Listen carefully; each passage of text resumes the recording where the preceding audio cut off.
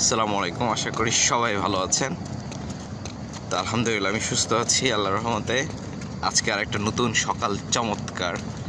শুকরিয়া জ্ঞাপন করি মহান আল্লাহর নিকট। ফজরের সালাতের পর আবারও এক্সারসাইজ। অবশ্য আজকে প্ল্যানটা ভিন্ন, আজকে দৌড়াচ্ছি না, আজকে হচ্ছে হাঁটা। তো আজকে আমার একটা ছোট ভাই আসসালামু আলাইকুম গাইস, মানে চেষ্টা করছে আজকে কয়েকদিন তাকে ফজরের নামাজ পর এক্সারসাইজে নিয়ে আসার জন্য। তো অবশেষে আমি সফল হলাম। একজন গানার। আপনারা সবাই বের হয়ে পারেন গাইস। তো আজকে তোমার অনুভূতিটা বলো ভাই। কি অবস্থা? অনুভূতি পাইল ভাই আমার এতদিন খুব নক করছে যে সামির ফজর নামাজ পড়তে উঠো, ফজর নামাজ পড়তে উঠো, তোমাকে জাগাবো। তাই বলতেছে হ্যাঁ ঠিক আছে, আমাকে আপনি উঠে দিয়েন। তো সাডেনলি কালকেও আমাকে ডাকছে, আমি উঠতে পারি নাই। তো আমি খুব শেম ফিল করছি।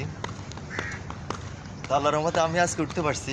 ওঠার পরে আমার অনুভূতিটা ফজর নামাজ পড়ছি ইনশাল্লাহ ভাইয়ের সাথে।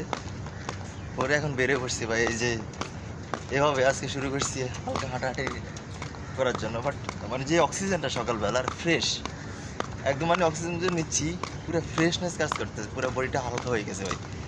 আপনারা সবাই বের হয়ে পড়েন ইনশাল্লাহ, শরীরটা খুব ভালো লাগবে। জাস্ট 1 ঘন্টা প্রতিদিন একটা হ্যাবিট করে ফেলেন, 1 ঘন্টার জন্য বের হওয়ার জন্য, ইনশাল্লাহ ভালো লাগবে, অবশ্যই ইফেক্টিভ ফুল হবে। ওকে, ধন্যবাদ ভাইজান। তো যাই হোক, বিষয় হচ্ছে আমরা সবাই সুস্থ থাকতে চাই, কিন্তু কেউ রুটিন পালন করতে চায় না।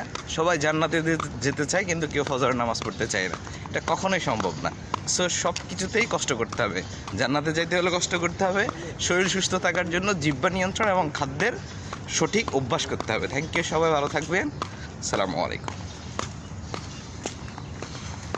ব্যাকগ্রাউন্ডে দেখছেন না? দেখেন কত মানুষ এক্সারসাইজ করছে।